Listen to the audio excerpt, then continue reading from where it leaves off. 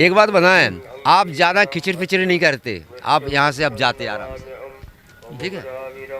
आप जाइए, आप ये बेहूदी बातें, बदतमीजी वाली बातें नहीं पूछी जाती हैं। आपको अलाउड करना है तो कर दीजिए, आपको प्रॉब्लम है क्या? ये तो बेहूदी वाली बात हो गई। ऐसा नहीं कि आप मीडिया में तो हम आपको डरते हैं, नहीं, आप भी मीडिया में, तो मैं भी मीडिया कमेटी मेंबर हूँ, इंडिया में नहीं वर्ल्ड में हूँ। चलित वर्ष खंडगिरी मेलार सबुठु चर्चित बाबा नागा बाबा जे कि डॉक्टर बाबा तांको सहित कथा हवा। प्रथमे तांकोठु परिचय जान नवा। बाबा, इस बार जो खंडगिरी में आप आए हुए हैं, आपका थोड़ा सा नाम पहले जानना चाहेंगे। अंतर्राष्ट्रीय श्री पंचदश नाम जूना अखाड़ा महंत मोहनगिरी नागा सन्यासी। बाबा, आपके नाम से पहले डॉक्टर का एक नाम लिखा हुआ है, वो किस लिए? वो इसलिए लिखा गया है कि हम जो है आदमियों को औषधि देते हैं, औषधि बताते हैं, आयुर्वेदिक औषधि, जड़ी बूटी, उससे जो है 90% आदमी ठीक होता है। 10% की नहीं हम कह सकते हैं, पर ठीक पूर्ण रूप से हो रहे हैं। और पूछना चाहें तो जनता जनार्दन से पूछो कि ठीक हुआ या नहीं हुआ, क्योंकि हम अपने आप को अच्छा कहेंगे तो अच्छा नहीं कहलाएंगे। जब आप 4 आदमी कहेंगे कि हाँ अच्छा है बाबा, इससे ठीक हो रहे हैं, तो हमारी चिकित्सा जो है सफलता की ओर जा रही है। वैसे कौन सी इलाज करते हैं आप? हम तो बंगलामुखी साधक हैं, वैसे नागा साधु हैं, लेकिन हमारे पास में कोई भी रोगी आए वो ठीक ही होके जाता है। अगर कोई इमरजेंसी आता है किसी तरह से, वो भी 1 गिलास पानी में सही कर देते हैं। अभी तक खंडगिरी मेला अभी ख़त्म होने वाला है, तो अभी तक बहुत सारे लोग भी आए होंगे आपके पास, दर्शक, वो लोग आपसे आशीर्वाद भी लिए होंगे, तो कोई लोग ठीक हुए हैं? अरे, हम आपसे बोल रहे हैं कि अगर 100 आदमी में 90 आदमी ठीक हुआ है, क्योंकि हम 5 साल से आ रहे हैं यहाँ पर, और 5 साल से आने में जो जनता जनार्दन कहेगी वही तो मानोगे। किसी भी से पूछो, इनसे पूछो, इनसे पूछो, उनसे पूछो, जीएम साहब हैं उनसे पूछो कि अभी हमने इनको थोड़ा बंगलामुखी के नाम से यूँ कर दिया, इनको आराम हुआ कि नहीं हुआ। जीएम साहब से जाके बात पूछिए कि क्या आपको आराम हुआ पैर में? उनको दर्द हो रहा था बहुत ज़्यादा, तो पूछना उनसे कि डॉक्टर बाबा ने आपसे सिर्फ ये मोर पंख है, समझते, इसको हमने घुमाया और आराम हो गया। क्योंकि हम नागा साधु है ना, सनातन धर्म की रक्षा करते हैं। भुवनेश्वर के यहाँ आते हैं, सबको सद्विचार, अच्छी राह पे चलने के लिए कहते हैं, उनको बताते हैं। जबकि 5 साल से आप खंडगिरी कुंभ मेला में आ रहे हैं, तो उसके बाद फिर आप कहाँ पे जा रहे हैं? हम अंतर्राष्ट्रीय लिखाई, हम नेपाल जाते हैं, नेपाल में भी हम जाते हैं, जूनागढ़ भी जाते हैं। हाँ, 1 मार्च को नेपाल पहुँचेंगे। फिर वहाँ पे क्या मतलब ऐसा ही जैसा यहाँ कार्यक्रम चल रहा है ऐसा वहीं कार्यक्रम चलता है। पशुपतिनाथ का। तो वो कितने दिन का होगा वहाँ पे? 3 दिन का। 3 दिन। फिर इसके बाद फिर आगे पता नहीं रहता हमको कहाँ जाना है। और नागा साधु का आजकल गवर्नमेंट क्या मीडिया किसी ने आज तक पता नहीं कर पाया कि साधु कहाँ जाता है और कहाँ आता है, और कहाँ से निकल जाता है, कोई भरोसा नहीं। ये नागा साधु का जो साधना किया आप, उससे पहले मतलब कब से स्टार्ट किया ये हम आपको इस प्रश्न का उत्तर नहीं दे सकते हैं, क्योंकि हमसे पूछा जाए कि आपके बाल सफ़ेद कब हुए, हम नहीं बता सकते कब है। अगर आपके भी आप नहीं आप बताइए, आप इस प्रश्न का उत्तर दीजिए कि आपके दाढ़ी मूछ कब जमी, जो आपकी मूछ निकल आई और दाढ़ी आ गई, आप बताइए मेरे को डेट फिक्स बताइए कि आप ये दाढ़ी मूछ कब निकली। उम्र तो होगा? कोई उम्र नहीं होती है इसकी, और साधु की कोई उम्र नहीं होती है। फिर भी आप अपने मतलब कि पारिवारिक से ये साधना के ओर आए, तो वो जो ऐसा है कि हम जब साधु बनते हैं तो हमको पिंडदान दे दिया जाता है। हमारी ट्रेनिंग एक मिलिट्री के कमांडो से खतरनाक होती है, क्योंकि एक हाथ में माला तो दूसरे हाथ में भाला चलता है, समझ रहे? एक हाथ में माला और दूसरे हाथ में भाला, देश की रक्षा के लिए। हमारे हरिगिरी महाराज जी ने मोदी से कहा था कि अगर आप हमें आदेश दें तो पाकिस्तान को हम जो है 1 दिन में ध्वस्त कर देंगे। केवल आप हमसे बोल दें कि हमारे बस की बात नहीं है,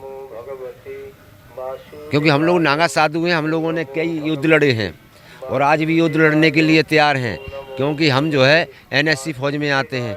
हम खुद कानून बनाते हैं और खुद लागू करते हैं। हम लोग नागा साधु आज से नहीं, सतयुग से, और आज भी शासन नागा साधु का ही चलता है। अब जनता जनार्दन के बीच में तो हम ऐसे नहीं आते हैं, क्योंकि तुम्हारी दुनिया अलग है, हमारी दुनिया अलग है। फिर भी आपका एक साधना होगा और साधना के लिए आपको कहीं पे जाना पड़ता होगा। बिल्कुल जाता हूँ, हम जंगलों में जाते हैं। बद्रीनाथ साधना की है, हमने पचमढ़ी में साधना की है, हमने जूनागढ़ में तपस्या की है, राजस्थान में भी कई जगह तपस्या की है। तो उसके दौरान ये जो आयुर्वेदिक का जो ज्ञान लिए वो कहाँ से लिए? अरे ये तो हमारे गुरुजी आयुर्वेदिक का काम करते, तो गुरु ने सिखाया, वो आयुर्वेदिक है। और हमने जो है आयुर्वेदिक रत्न किया है, पढ़ाई लिखाई भी की है। तो जब पढ़ाई लिखाई किए, आयुर्वेदिक के डॉक्टर बने, तो फिर बाबा क्यों बने? ओ हम बाबा ही में आयुर्वेदिक का काम किया, हम तो साधु भी थे। हमारे बचपन ही से इसमें हम आ जाते हैं ना, 10-15 साल की उम्र से आ जाते हैं साधु में।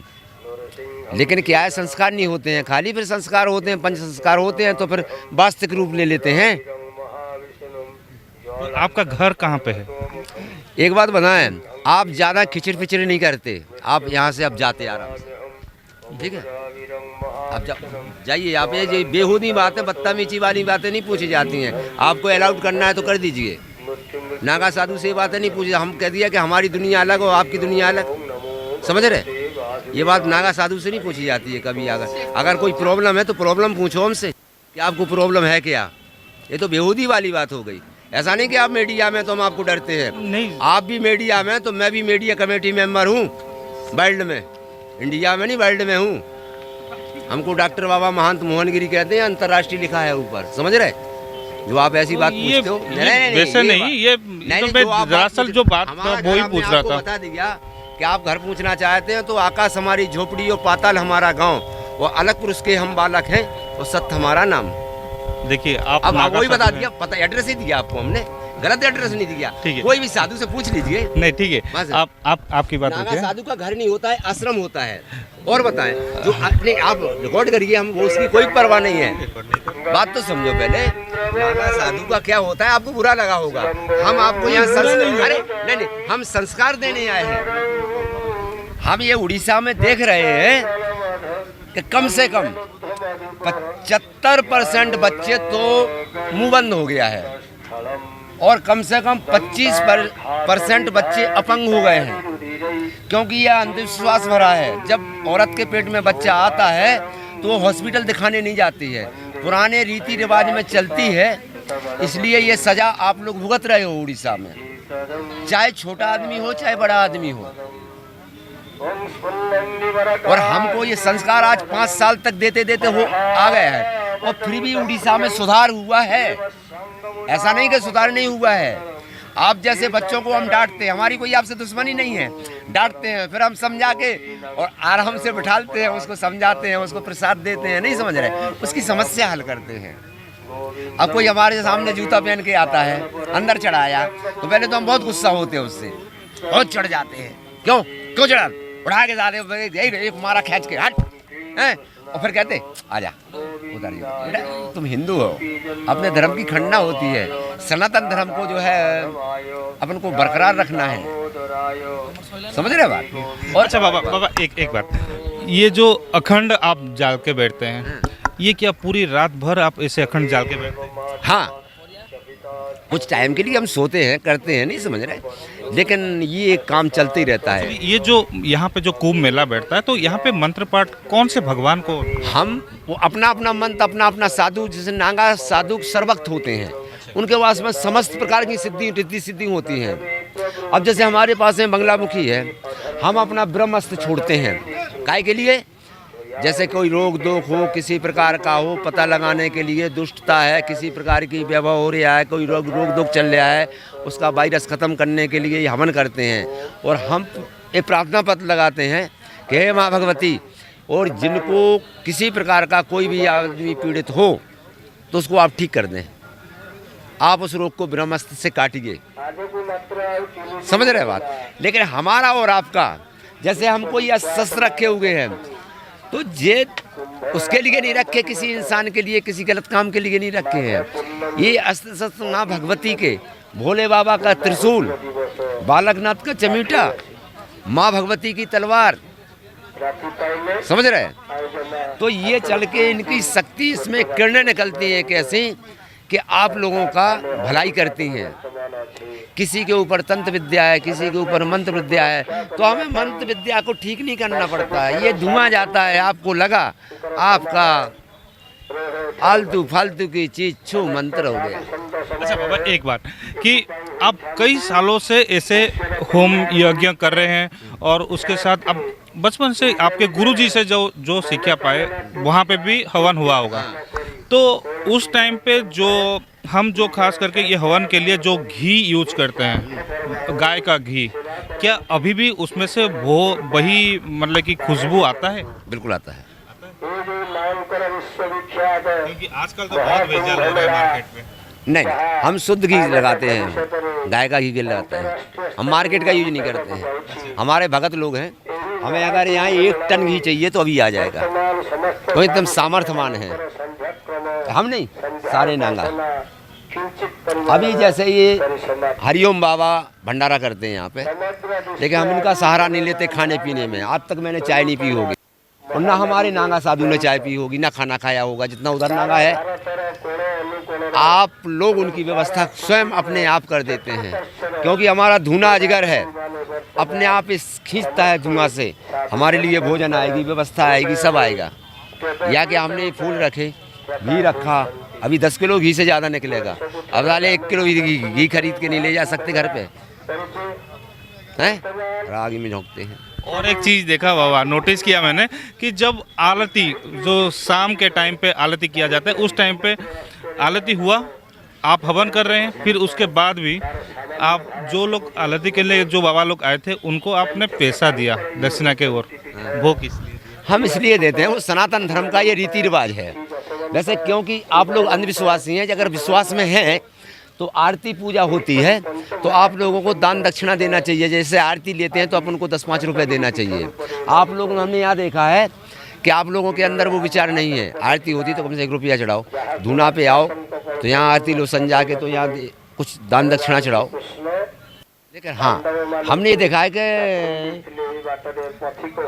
उतना तो नहीं कह सकते, लेकिन 30-35% आदमी को हमने जागृत कर दिया है। जो सेवा अर्चना पूजा करना नहीं जानते थे वो आज हमारे पास ही बैठे रहते हैं, टिके खाना पीना भूल जाते हैं, बस बाबा के शरणों में बैठे रहते हैं। देश में आप घूमे होंगे जरूर? नहीं, पूरे देश में नहीं, वर्ल्ड में। वर्ल्ड में? हाँ, कहीं भी जा सकते हैं, सबसे अच्छा कहाँ पे लगा है? सबसे अच्छा नेपाल, मॉरिशस और इंडिया तो अपना है ही, सोने की चिड़िया। यहाँ तो अच्छा लगता ही है, जिस देश में गंगा बहती है। ठीक है, अब इंटरव्यू ले लो। हाँ जी, उनसे पूछो कि आराम हुआ आपको कि नहीं हुआ डॉक्टर बाबा ने। ठीक है, भवानी से लो, ये वो है, इससे पूछो, और कोई आदमी है उससे पूछो, कई लोगों से पूछो। ओके, बहुत बहुत धन्यवाद। हाँ, ओ, हमारी गुस्से की न्यूज निकालो तो निकाल देना, नहीं तो नहीं निकालना उसको, क्योंकि हम आपको एक आइडिया दिखा रहे थे। नागा साधु में हमेशा गुस्सा रहता है, बहुत है। हाँ, भोले बाबा, लेकिन हमारी कोई आपकी दुश्मनी नहीं है। जब नागा साधु गुस्सा करता है तो आपके लिए बहुत फायदेमंद होता है, इसका कोई अच्छा रिजल्ट निकलता है। अगर आपने जवाब दे दिया या झगड़ा कर गए तो अनिष्ट होता है। नागा साधु गुस्सा होता है तो अच्छे के लिए होता है। नागा साधु कई भक्तों को मारता है, ठोकता है, खुश रहा बच्चे, खुश रहा है, ऐसा आशीर्वाद होता है हम लोगों का। कई लोग तो ऐसा पकड़ के और चमीटा भी यहाँ मार देते हैं, ये पकड़ के, लेकिन उनको कुछ फायदा होता है। ठीक है बाबा, आते हैं।